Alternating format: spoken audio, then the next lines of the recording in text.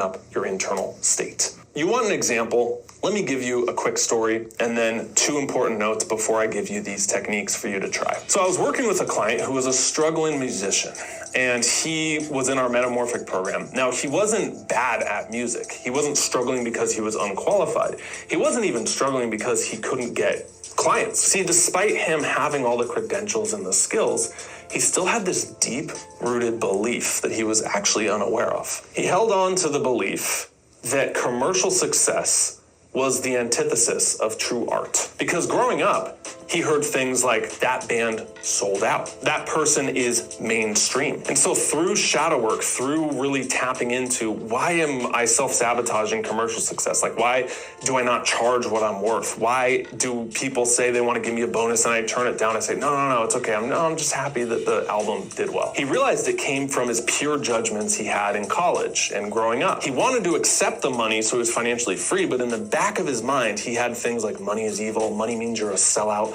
money compromises the integrity of your art. By accepting that commercial success didn't mean sacrificing artistic integrity, he got out of his own way, relieved that block, and he started gaining his financial freedom. He started being okay charging what he was worth, accepting the money, that he could gain both recognition and financial stability. So don't you see in that case, that client's problem was not more hours in the studio, was not getting better at his craft. It was literally as simple as letting go of these stories and these judgments and these fears that I'm going to be a sellout mainstream. It's going to compromise my artistic integrity. That's the power of techniques like I'll give you and shadow work. Now, I mentioned there's 2 very important notes here that I want to touch on before these techniques. The first is the myth that everything you are today stems from childhood. And I see this a lot, like people get into inner work or shadow work and they go back to a time they were 7 years old or 14 years old. Is there truth that a lot of your fears, beliefs, stories come from childhood?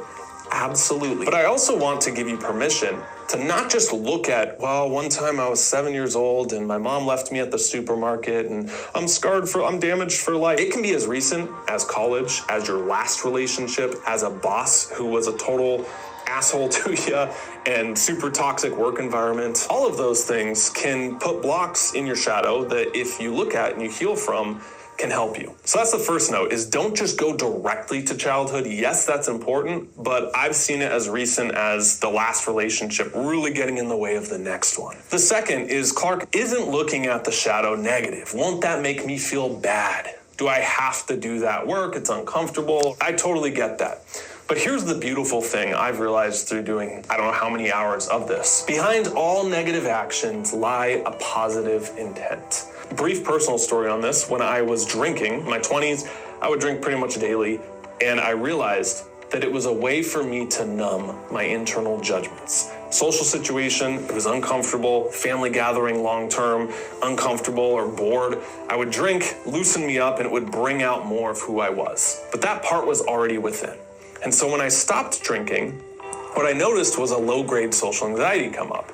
I'd be around people or, events or gatherings, and I would be like, whoa, this thing is still here. But once you realize it, you can find healthy ways to integrate it and challenge it.